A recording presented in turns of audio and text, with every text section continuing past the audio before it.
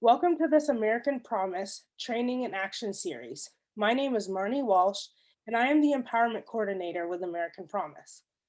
Whether you've been involved with American Promise for a long time, or if this is your first time, welcome. This is an especially exciting training for the National Citizen Leadership Conference, starting next week with our lobby days on May 4th, 5th, and 6th. This call and the others that follow will cover two areas. First, this is our third call designed to help you prepare for Lobby Day meetings with your members of Congress. We have a goal of 100 Lobby Day meetings with members of Congress or their staff over those 3 days. And currently, we have 44 Lobby Day meetings scheduled, but over 120 requested. If you currently reach a few members of Congress in your state, there's still time to reach out to friends in congressional districts you don't yet cover and invite them to: one, schedule a meeting with their member of Congress; two, have your friend practice with you because practice is very important; and three, have your friend attend the Lobby Day meeting with you next week or the days that follow. This session is also part of our new training and support team series. While there will be several different trainings and support teams that come out of those trainings, the purpose of this meeting with elected officials training is one, to inspire you about the importance of meeting with elected officials and partnering with them in fulfilling our mission to win the 28th Amendment and get big money out of politics. Two, to help you be a more confident and enthusiastic spokesperson for our work. And three, to provide a structure of ongoing support to assist you in building powerful relationships with your elected officials. After the lobby days are over, this meeting with elected officials team will meet monthly to support each other in having breakthroughs and moving your elected officials up the champion scale from opposed, neutral, or supporter, all the way up to advocate, leader, and eventually champion. The volunteer leaders of the meeting with elected officials teams are Marie Henscheller Kimmel and Vicki Barnes. The first meeting with elected officials team call is Thursday, May 13th at 7:30 p.m. Eastern Time. Thank you, Marie and Vicki, for your leadership. The other four trainings and ongoing teams are as follows. One, the Friend Banking team led by Vicki Barnes. Their next meeting is Thursday, May 20th at 7:30 p.m. Eastern. Two, Writing Letters to the Editor team led by Ann Drum. Their next meeting is Thursday, May 27th at 7:30 p.m. Eastern. The Planning and Hosting Events team. The Planning and Hosting Events team training, which I will lead, will be on May 26th at 7:30 p.m. Eastern. The team will be led by Laura Nittmeyer and Ann Drum, which will start in June. The social media team led by Monica Rodriguez, and the first training will be in June. As we said, this is the third in a series of our 4 Lobby Day training sessions, concentrating on you getting ready for our Lobby Days, May 4th, 5th, and 6th. So far, we've talked about scheduling meetings and preparing for meetings. Tonight, we're actually going to practice meetings with elected officials. The rest of our call will go like this. First, Azer Cole, Deputy Political Director at American Promise, will provide the latest on NCLC and Lobby Days and do a quick tutorial on how to officially register for the conference. There will be time for Q&A. Then Marie Henseller Kimmel will tell you how she scheduled one of her groups for Lobby Day meetings. Then Azer will talk us through the components of a congressional meeting.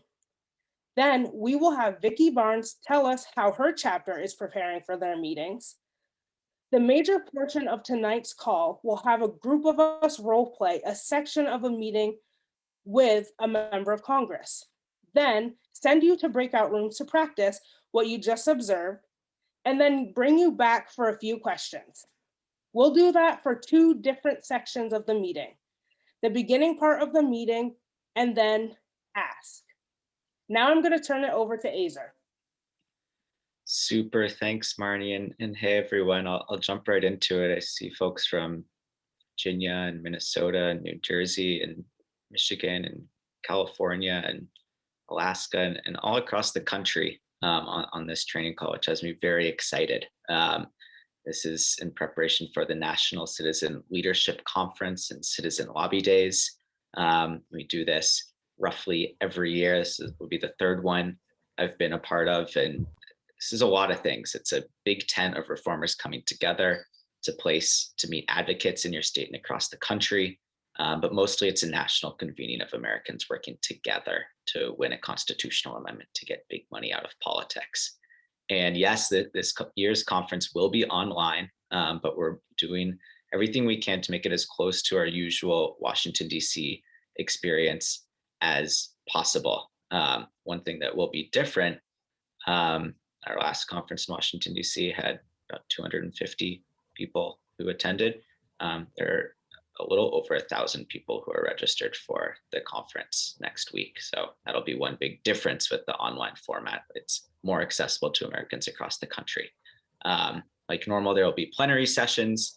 We'll hear from members of Congress like Democrat Ted Deutsch, representing Florida's 22nd district, and Republican John Katko, representing New York's 24th district, on why they're working together to reunite America to get big money out of politics.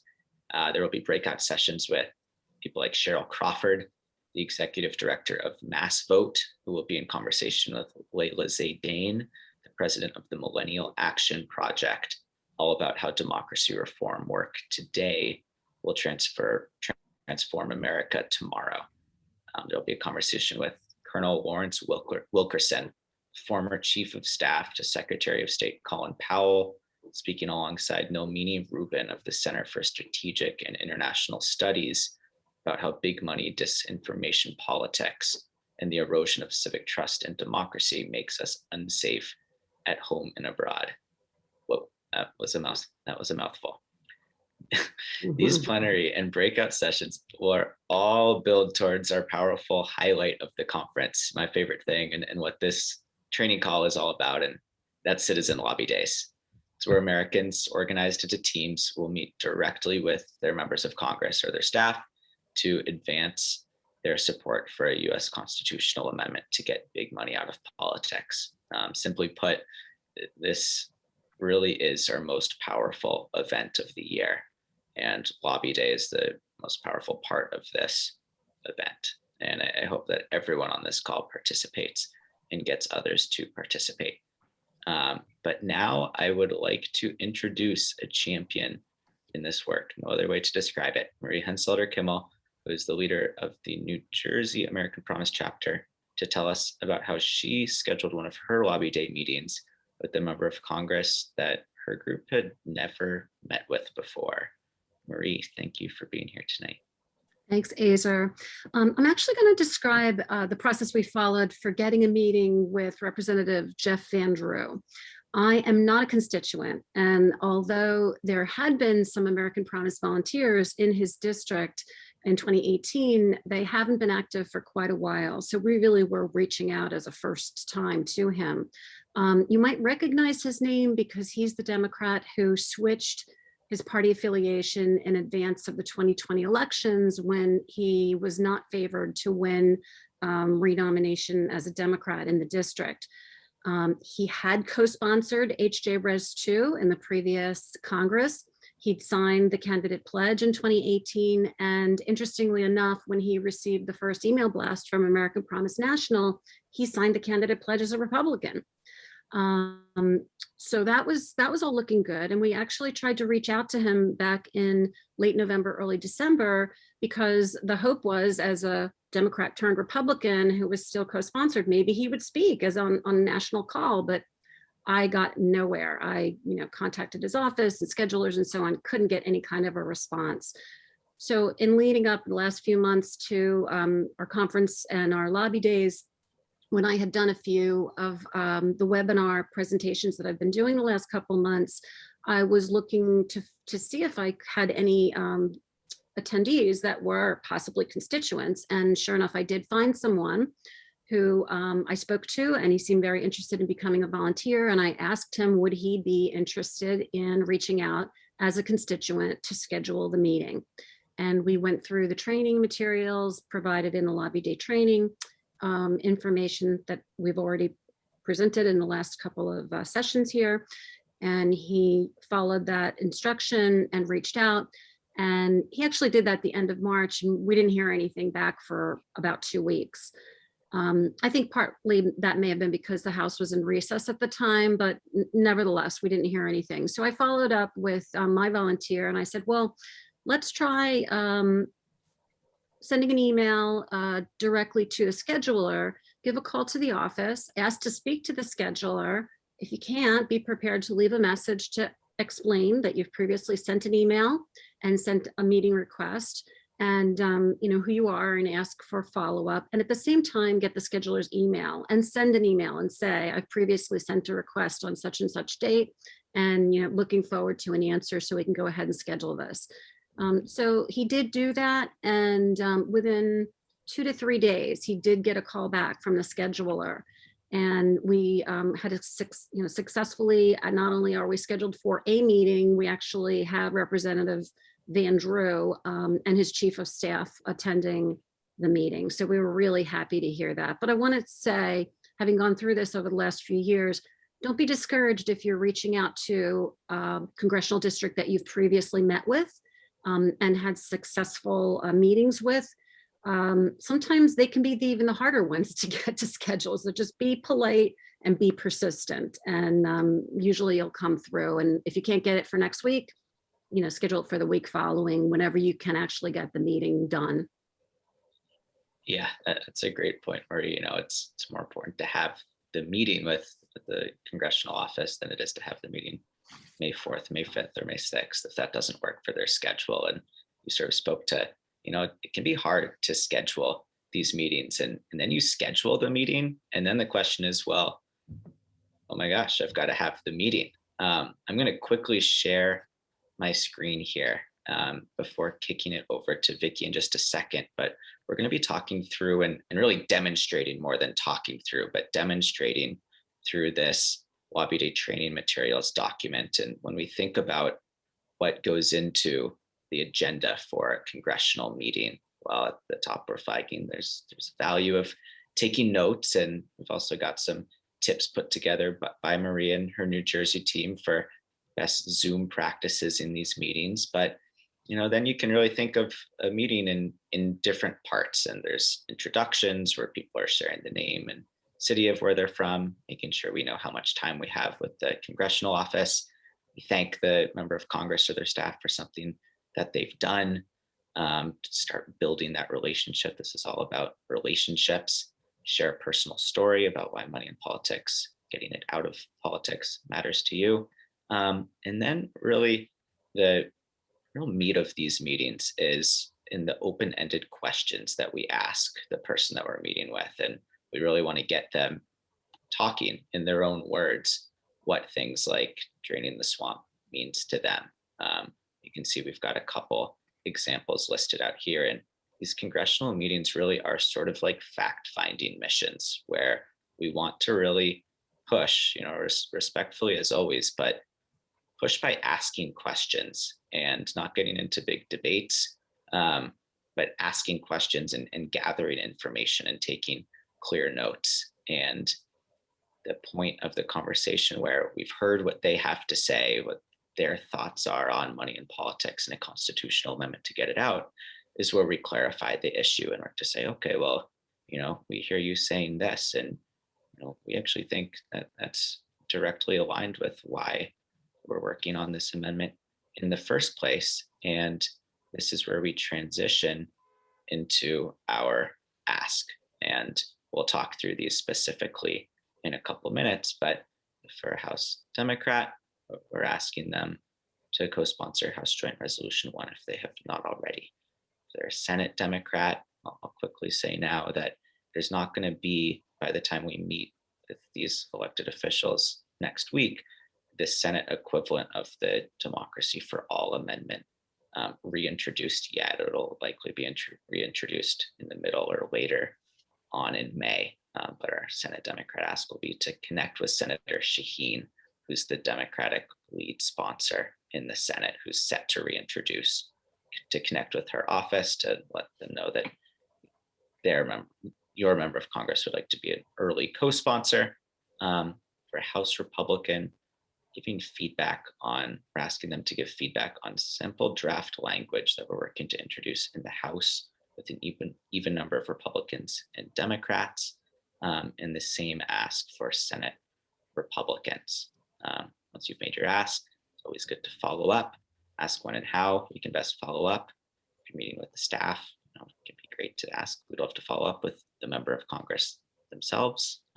Let's talk about the ideal scheduling, and most important, potentially, celebrate. You took a huge step in this fight to create a democracy that works for all of us. That's no small thing. After you celebrate, let us know how the meeting went by filling out a reporting form, because this information really is incredibly just invaluable. So we'll have a chance to talk through all of this and more throughout the rest of the meeting, but I'm going to turn it over to Vicki Barnes, another champion in this work, to describe a little bit of how she's preparing with her group ahead of these lobby day meetings. Thank you, Vicki, for being here tonight. Thanks, Azer. Well, we'll be meeting with a staffer of a Republican member of Congress, and his district surrounds the Twin Cities, kind of like an upside down U. And we've met with this staff several times, but this one is a new staffer.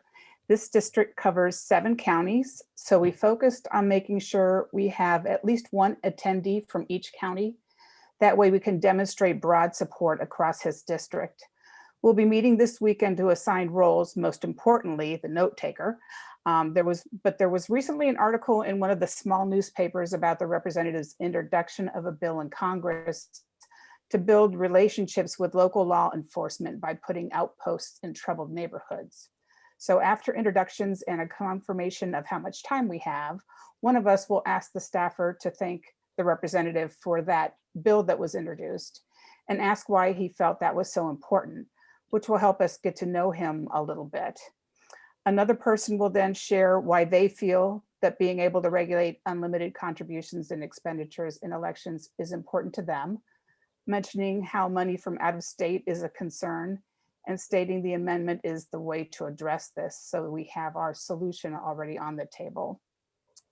A third person will ask how the representative feels about the amount of money spent in running for office, both in his favor and against him.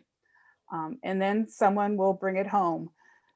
So we'll be listening every step of the way so we can respond accordingly.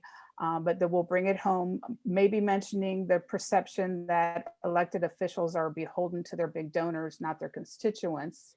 And it seems that no matter who we vote for, the same big moneyed special interests are running the show. It doesn't matter which party's in office. When it comes to policy discussions, citizens don't seem to have a seat at the table. How can we get the representation promised to us by the Constitution when we don't have the money to compete with the megaphones of Wall Street, big pharma, and billionaires? So we'll listen to the response. And since he's a Republican, we're not asking for an answer today. We'll offer the staffer a copy of our sample draft for a more broadly bipartisan amendment proposal and ask for feedback once the representative has a chance to review it.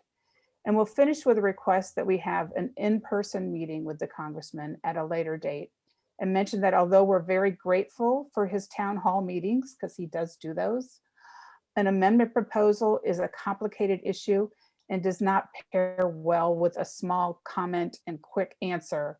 So we've never brought it up there. We'll thank the staffer for her time and be done. So acknowledging that he does meet with people, we appreciate that, but this particular topic needs to have a one-on-one discussion with the congressman so that we can make sure we give it the time that it needs to have. And then at some point, you and your group will all celebrate for Yes. taking the civic Yes. heroic initiative. Super. Yes. And then fill out the form so everybody knows we did it.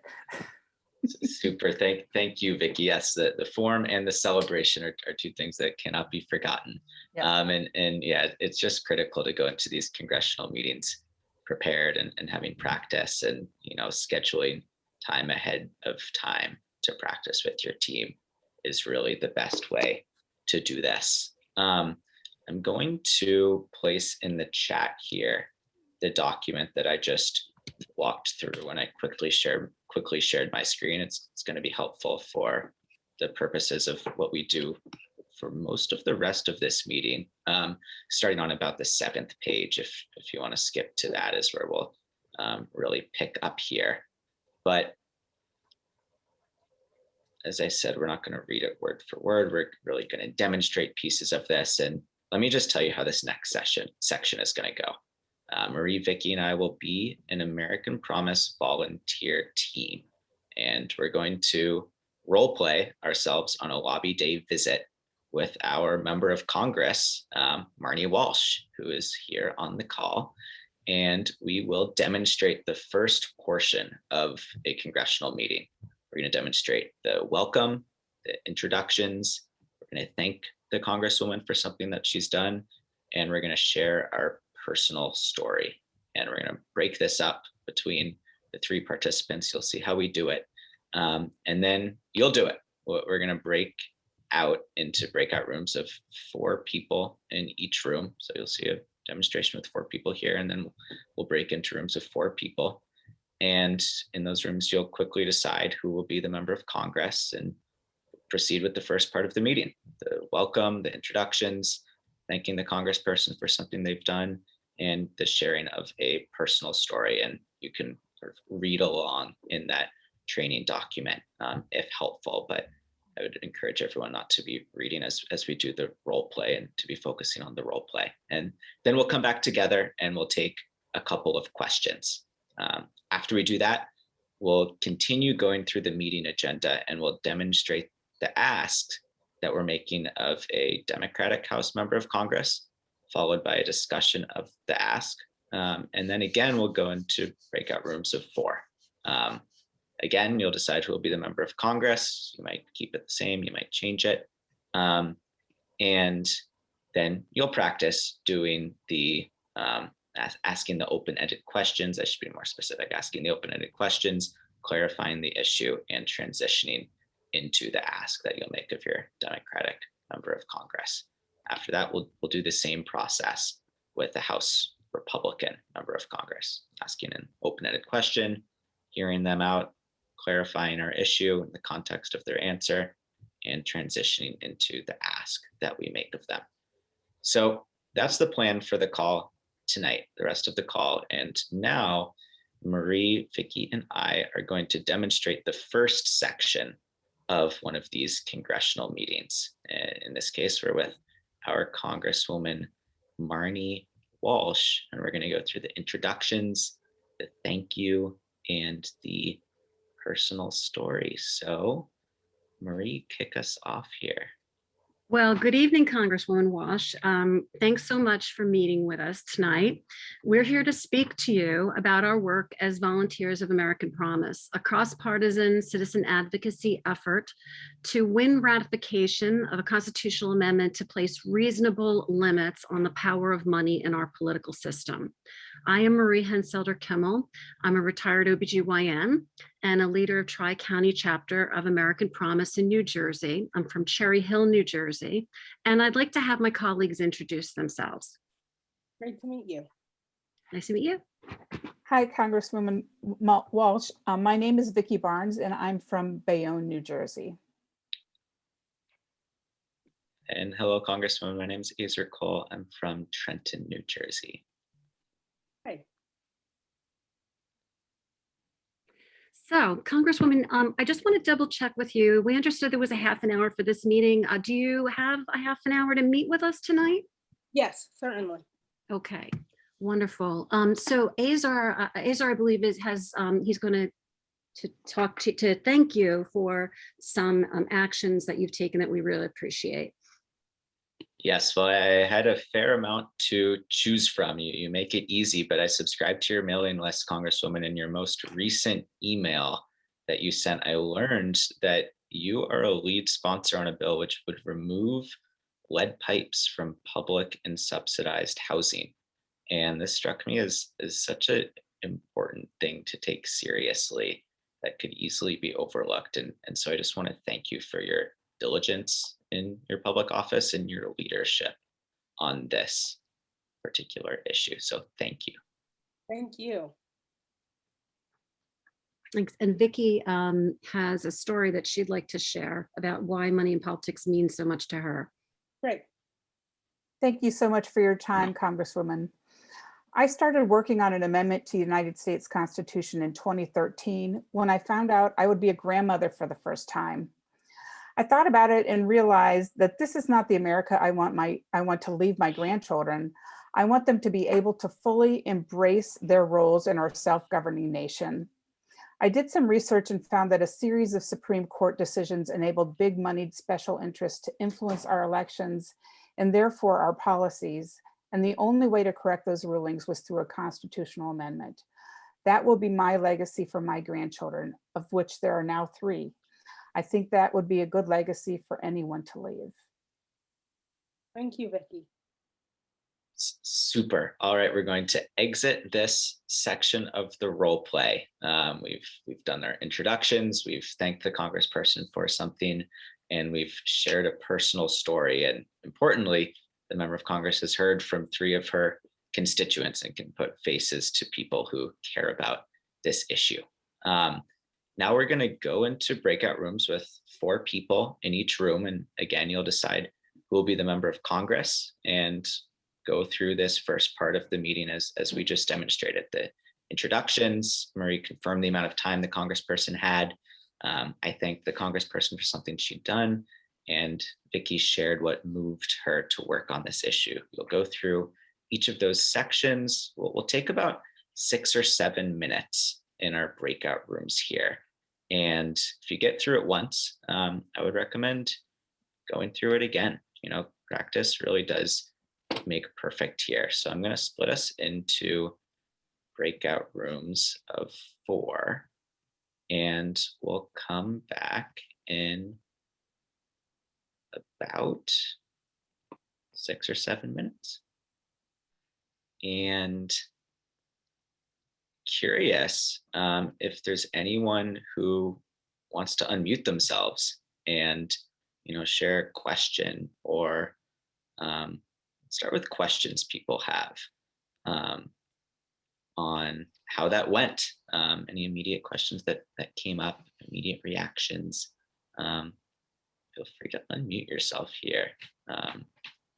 I'll make a comment, Azor. This is Nancy from Virginia, and I was lucky enough to be with Heather and Joan and also another colleague. But obviously, the more you do this, the easier it is. And I find watching Vicky and Marie and just practicing is so important, and that empathy and asking the question. So I think it's all what I really took away from that was that, the more practice, the better the meeting. Definitely, I bet if we were to do this role play 20 times, the 20th time would be different than the first time. And it really is, each iteration you're like, oh, that sounded really good, or oh, that could have been improved. Absolutely. Thanks for sharing that, Nancy. Anyone else with any observations or questions from this first part? I do. Good. I do. Go first. Super. Go right ahead. Oh, well, I was doing the thanking, and in my back of my mind, I was thinking about Van Drew meeting. And the thanking is really an important thing because it puts you in a positive mood, even if you're feeling reservations, because you're meeting with someone who maybe you've got some disagreements with in philosophy. Because I just kept thinking, thanking that person and remembering that this is cross-partisan and that you don't have to agree with this person to know that they're facing fundraising issues and that voters across the board are involved in this issue and agree with this issue. And it just kind of puts you in a frame of mind to be and feel receptive.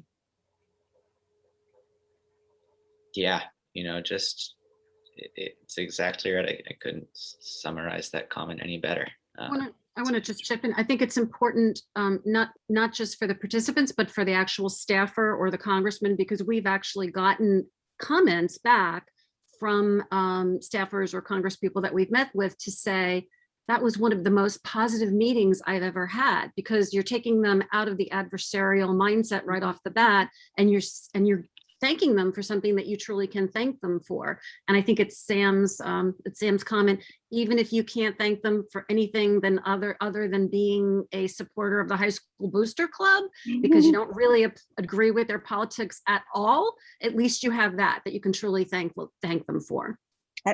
To build on what Marie said, we've had people say to us in meetings that it's not that frequently not like that when people meet with them. So we are taking this method and making it work, where I suppose that there are some times when they meet and they are getting adversarial attitudes thrown at them. I think it puts the people we meet with, the staffers and or the congressmen, I think it puts them right at ease. And that initial putting them at ease makes them completely receptive. I think that's a big plus. It's like you say, it makes this a very positive meeting. You know, in the case of Van Drew, we actually thanked him for being supportive as a Democrat and as a Republican, because that's unique.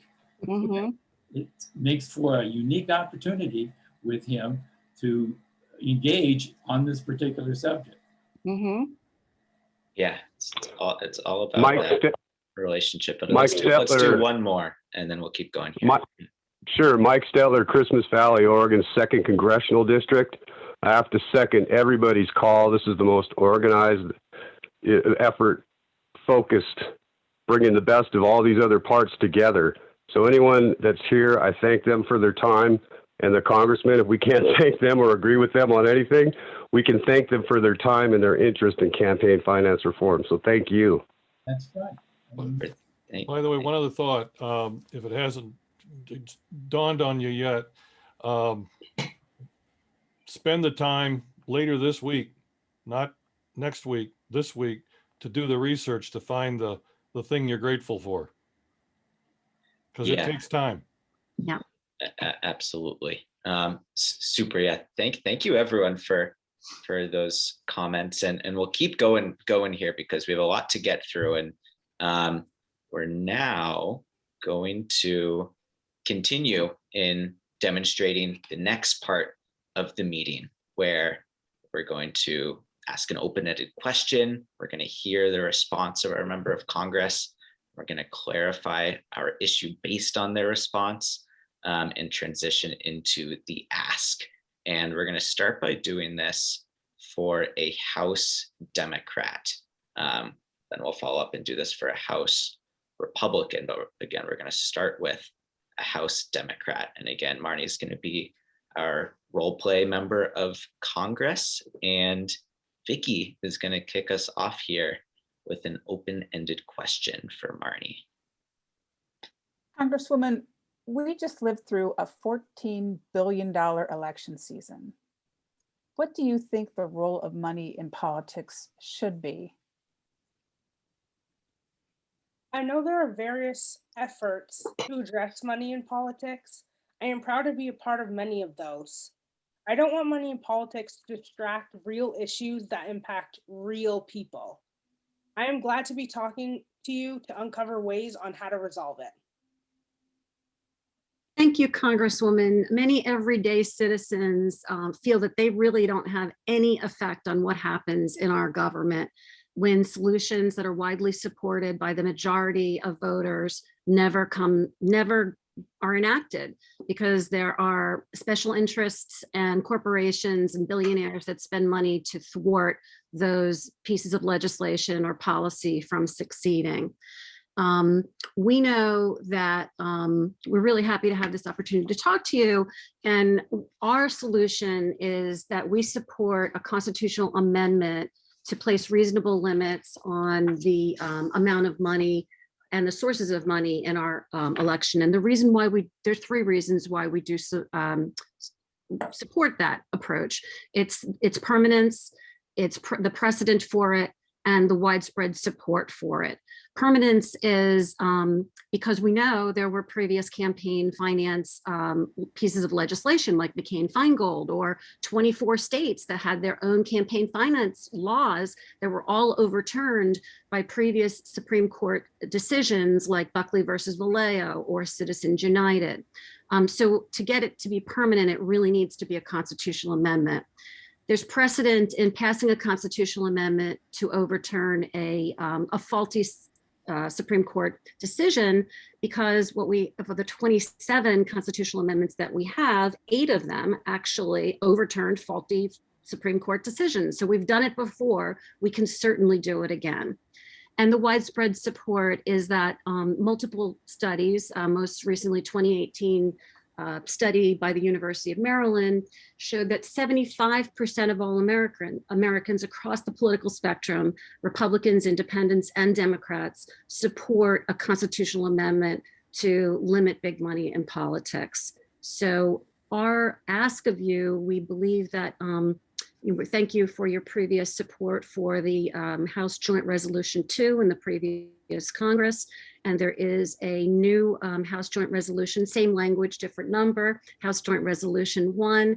And we noticed that you haven't yet co-sponsored that legislation. And we hope that you will soon co-sponsor that legislation again in support of the amendment. Super. Thank you for this, and I will review it. I believe it's the same legislation that I've co-sponsored in the past congressional session, so I'll look it over closely.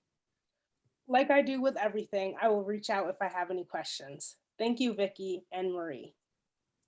It's super. Well, thank you guys for demonstrating that section of the role play. And one additional point I'll emphasize for folks on the call as you go into your role plays, if you ask an open-ended question and a member of Congress might not want to do a lot of talking, they might want to give you a short answer and hear from you, ask another open-ended question. And, they say, yeah, it's great, I agree with you. You could say, yeah, absolutely. And what do you think about this as well? That there's no need to rush through that section in your real meeting. It might be a little bit shorter tonight, but I just want to emphasize that this is a real point in your meeting where you can have a sort of extended conversation and really tease out their thinking on our issue, but they're not going to tell us, with probably some exceptions, unless we really ask, and at some points ask repeatedly.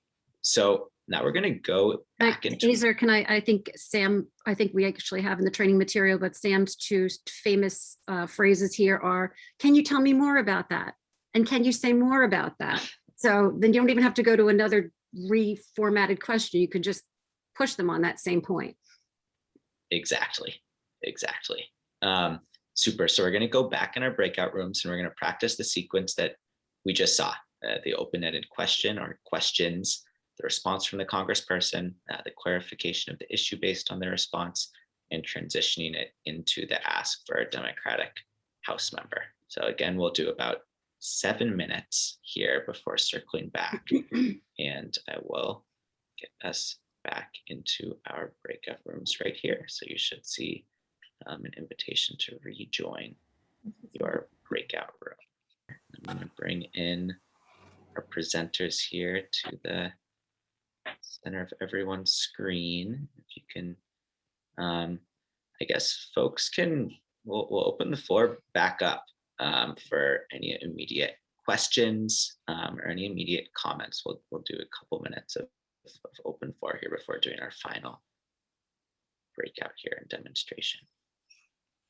One of the things that was obvious as we went through our conversation with our congressperson was be smart to come with a couple things in hand, not the least of which is the current copy of HJR2, and do a little bit of research as to whether your congressperson is, particularly with Democrats, is actually a co-sponsor. So you know that ahead of time. Mm-hmm.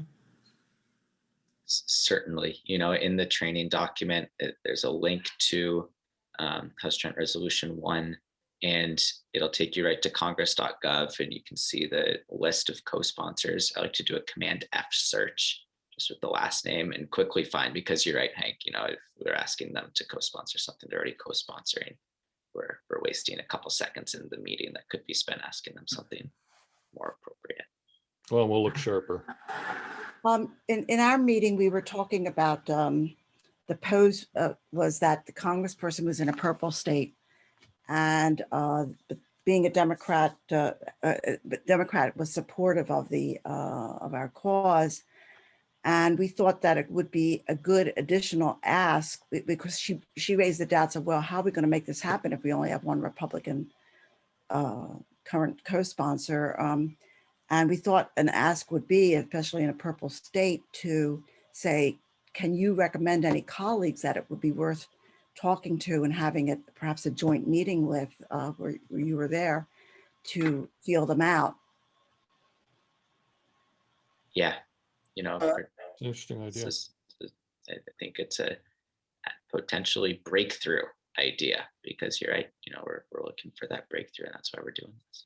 Azar, I've got a question that relates to that. There are the Problem Solvers Caucus is a fairly influential caucus, especially with things being so close in Congress right now.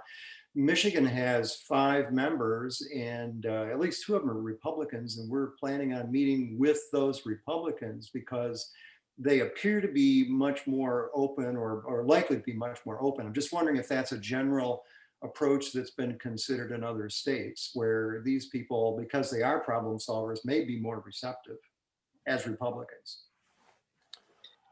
One of the things I had hoped that I would know by now is my congressperson is a member of that group. And in trying to set the meeting up, I'm trying to see if the staff can give us, and me, which I would pass along, any indication of where the general attitude is of the problem seekers or problem solvers around the question of elections and election money. Because if we knew that much, we'd be able to, leverage that. But like I said, I haven't been able to connect up yet. Do we know, I know about the Problem Solvers Caucus as a name, but would it help us if we knew more about what they actually did and what their workings were? Mm-hmm. They have a website, and it delineates a couple of issues that they've already agreed they're going to work on. And as John was just saying, I was trying to say, yes, in California, that is the reason why we have selected the Republican members we did. There are 2 women in Southern California. They're brand new, and they are saying all day long they don't care about partisanship, and that voters don't care about partisanship. What they really care about is getting stuff done and stopping all this fighting. And that's the reason we want 30 minutes with them. So the first time meeting, and last time, one of the reasons we wanted to do that is because last time Barbara Lee's office, which is 100% like super champion on this, told us those are the people you need to talk to. So here we are.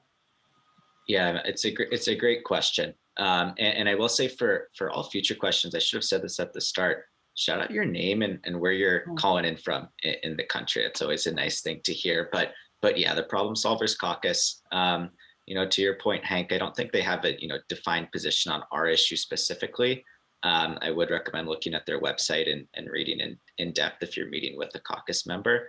But they are that bloc who's publicly saying we want to work with each other. We're tired of this tribalism in Congress, and that's what we need for this amendment, at least as a baseline. So it's absolutely a good thing to pay attention to, and certainly looking at their website would be a good place to start. We'll have more time for questions and comments, but we'll get through the next and final role play that we're going to do tonight, and that is similar to what we just did, but this time we're going to be meeting with a Republican House member of Congress, a Republican U.S. representative. So we're going to go through the same process. We're going to ask an open-ended question, hear their response, we're going to clarify our issue, then their answer. We're going to transition into the ask. And if everyone can mute themselves before we get started here, that will cut down on some of the background noise, and perfect it has. So kick it over to Marie to ask our Congressperson Marnie a question to get us started here. Who is a Republican now? It's a Republican Okay. flip-flopper. Right. Congresswoman Walsh, the last election had $14 billion of spending in the election, which is record breaking. It doubled the amount of spending from the 2016 general elections with the presidential. What do you think the role of money should be for money in politics? Well, Marie, $14 billion definitely sounds like a lot of money. And I do think there should be tighter disclosure to allow us to see where the money is coming from. But I do worry that we go down a dangerous path if we start setting limits on money spent in elections. So can you say more about that?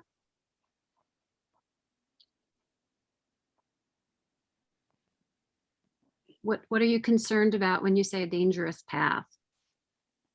I guess what I'm concerned about is I don't want it to limit people's freedom of speech. Congresswoman, it's common for legislators to worry about how the regulations would be written. We only advocate for the amendment so that we can regulate campaign spending. But the regulations would be written based upon the wording of the amendment itself. And as you'll see when you look at our amendment language, that it outlines clearly what kind of legislation can be passed. If the legislation does not align with the amendment, if it does not ensure political equality, if it favors one group over another, then it would be unconstitutional. That is your insurance policy. And the draft is here for you to take a look at. And if you have any questions at all, please let us know. Thank you. I'll definitely look it through and ask you all if I have any questions. Super. So there, Marie asked her open-ended question. The Congresswoman answered, and then in asking to say more, we actually learned where any resistance is going to come from, and it's coming from the free speech argument. I don't want to infringe on free speech, and we wouldn't have known that if Marie hadn't asked that follow-up question, and that helped inform Vicky on how to respond, saying this actually is not going to infringe on freedom of speech. It's going to give states the ability to set their own limits on money in politics however they want, and it's it's more freedom of choice. We can go down that debate if we know that this is where our member of Congress has opposition here. Azor, may I ask a question? It's mainly to Vicky. So what was the specific ask? It was just to look at this language? Yes, because she's a Republican. Right. And so we're asking her to learn about what we're talking about, so she can look at the amendment language. And this particular format has not only just the verbiage of the amendment, but it explains each section. I don't know if you've looked at that or if you can share it, Azor, on the screen. So it starts out with we the people have compelling sovereign interests in representative self-government, federalism, the integrity electoral process, and the political equality of natural persons. And then it goes into explaining what that means. And just to expand upon that a little bit, Nancy, so I asked for Republican members of Congress to give feedback on this draft language that we're working towards introduction of in both the House and the Senate with an even number of Republicans and of Democrats. One of the things that we're learning is, even if a member of Congress is supportive of this effort on principle, the partisan reality can make it a difficult ask to co-sponsor a bill where you might be the second Republican if you're in the House, or the first Republican publicly co-sponsoring a bill if you're in the Senate. And so our organizational goal is to pass a bill through Congress by the end of 2024. And having this as an on-ramp where we can get those 17 Republican senators and necessary Republican House members is why we're leading with this. Noah's Ark resolution is how Senator Angus King described it to us, where you can't come on without a member of the opposite party. So that's why we're asking for feedback on this particular language. And if I may interject here, remember, this is the first part of the biennium. So there's a whole nother year for Congress. And, you're laying groundwork here. And obviously we're going to follow up with this particular congressperson and try and have an additional meeting and see where they stand on it and keep working with them. So this is just the initial touch. We're going to keep going at them. So, Azor, can I just sort of build on what you just said?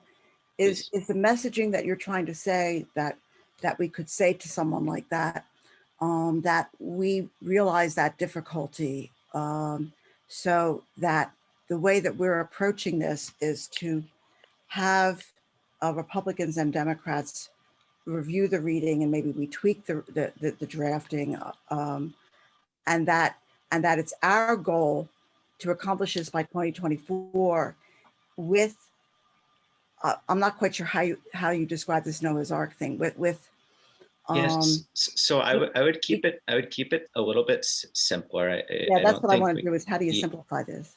Yeah, so in the training document, I think the language is, we're working to introduce this amendment resolution with an even number of Republicans and Democrats. And we're starting with asking Republicans for feedback that every single congressional Democrat is in support of this amendment. So we're trying to work right to left to get the folks who aren't yet there, the Republicans, with an exception.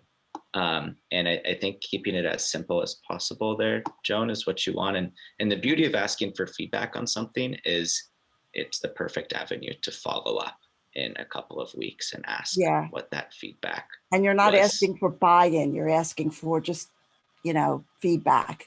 Yeah, we think about, the champion scale, and you don't have someone be a champion overnight, but as many touch points as you build their relationship, and this is a way to build that trusting relationship. Can I just one more thing, Azor? Keep in mind, it depending on if they're a new congressperson, if they were just elected, that election is very much in their mind. It was not a pleasant experience. If they're firmly entrenched and haven't really had any serious challengers, they think the status quo is pretty good.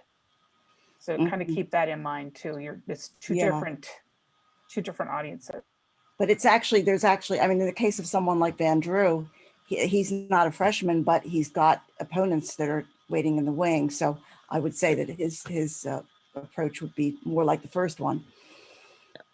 Azor, you mentioned, I think you said all Democrats seem to be in support of this, or most of them. I think it's important to say that is not something we would mention to a Republican at this point.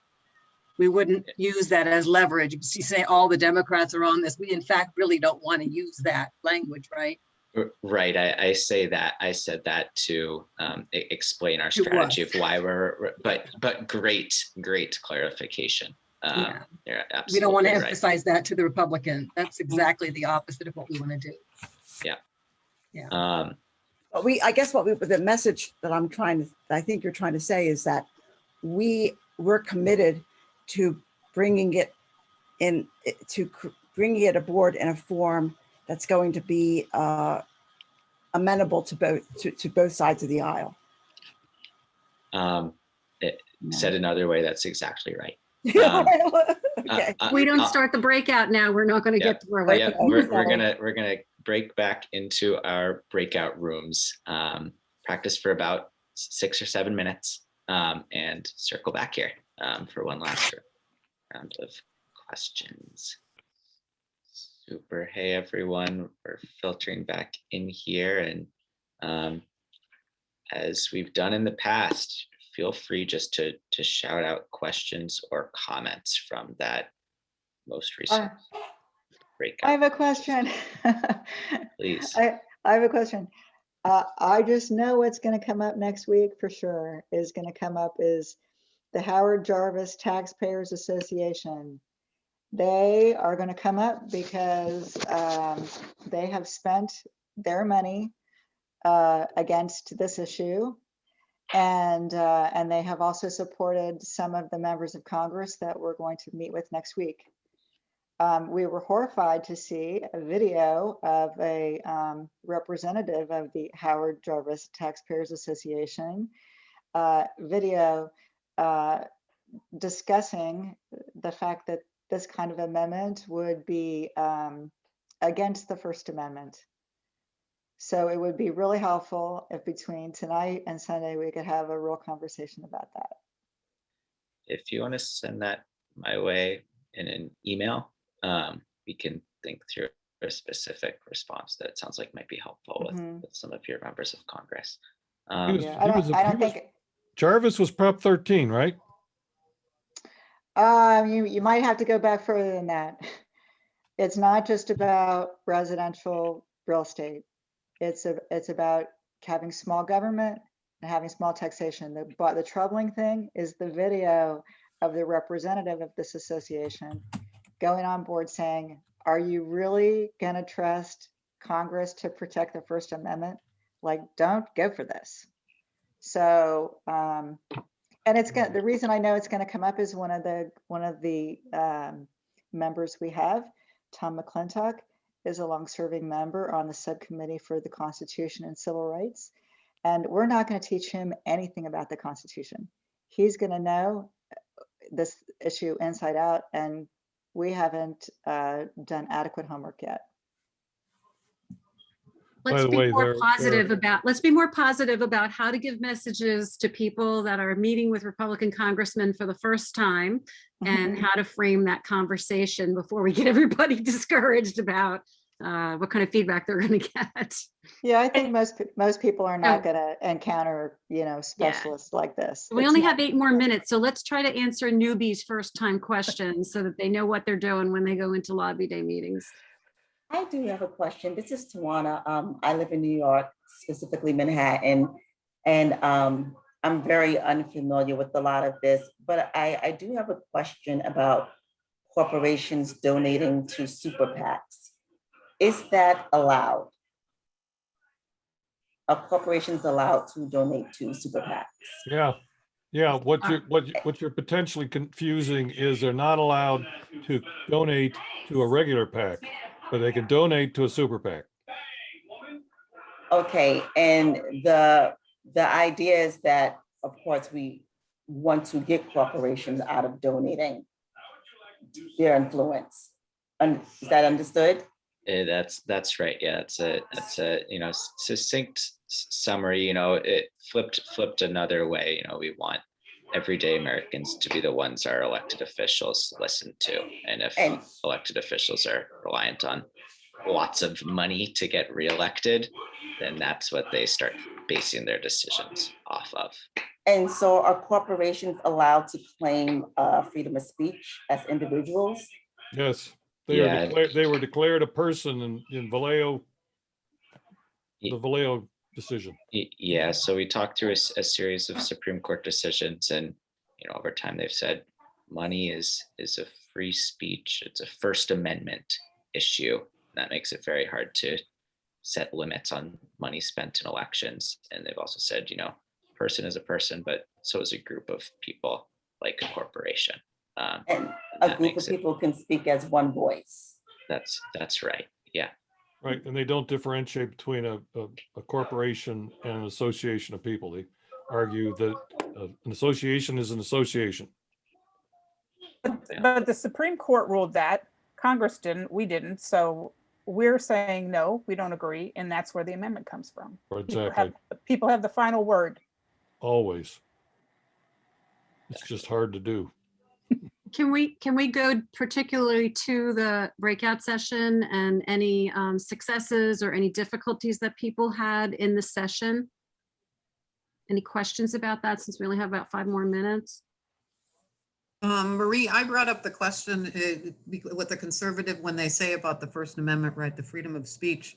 And actually, I guess Ann Drum was just on television, Joan said, and they asked, a journalist asked her that and said, well, what about free speech? And she goes, well, we view that money is power and property. It is not actual speech. So it's nice to have something to say when they come up with that.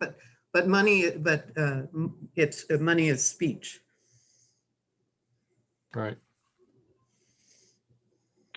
Mike Stetler, Christmas Valley, Oregon's 2nd Congressional District. Best organizing call format I've been on in maybe ever. Awesome effort, man. Pass the word. Appreciate that, Mike. You know, we'll have this recorded for folks to view, and Mike, we might take that sound clip and share it around. Thank you for saying those if there are words. if there aren't any other questions about the breakouts, then I'd like to add a comment too. I was actually I was doing a little horse trading when it comes to citizen advocacy, and I was trying to get a constituent in a district that I didn't have a constituent to ask for a meeting. And that person that I was reaching out to turned it right around and said, we have an advocacy meeting for the very first time with your congressman.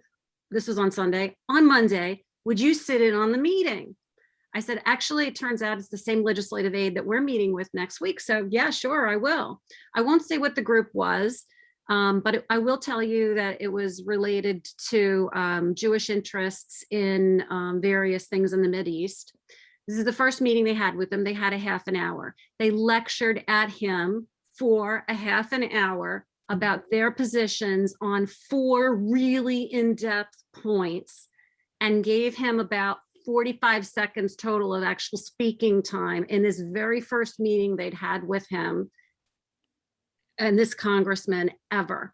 So sitting there, I was very smug thinking, oh, you don't know what you're doing because you're not starting a relationship.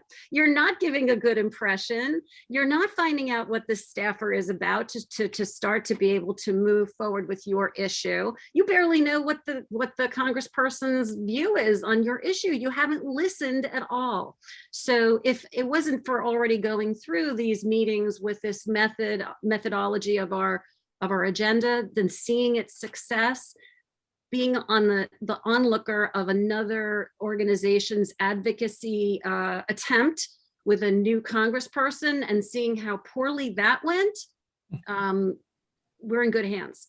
Yeah, I think that. Thank you, Sam Daly Harris. Yes, Sam, Yeah. thank you, Sam Daly Harris. Oh yeah. Hey, Yes. Sam. You know, because I mean, I'm involved in a lot of things that are dealing with interactive communications, and listening is the key. People have to feel listened to if you're going to ever bring them over to your to listen to listen to what you have to say. You have to listen to them. Yeah, Absolutely. here. I think that's a good note Yay, to end Sam. on. We've got a couple. Yay, Sam! Exactly. We've got a couple final housekeeping items to talk through. You know, to Marie's point, you know, some groups don't practice, some groups practice the wrong thing. Seems like sometimes all we do is practice. I'm going to put a link in the chat here, and we'll send this in the follow-up email as well. We're having another practice meeting like this, similar. We'll have plenty of time for practicing what these meetings actually feel like, talking through these hard questions.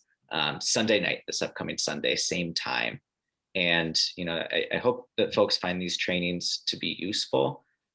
Really, the most useful thing if you're participating in a congressional meeting is to practice with the people that you're going to be in that meeting with, and you can say, okay, well, my members in the Problem Solvers Caucus, or this, you know, you can really get specific and really spend time going one-on-one with your chapter members. So would recommend that folks working in small groups set aside time to practice together in small groups. And really now is the perfect time to do it if your lobby day meeting is coming up next week.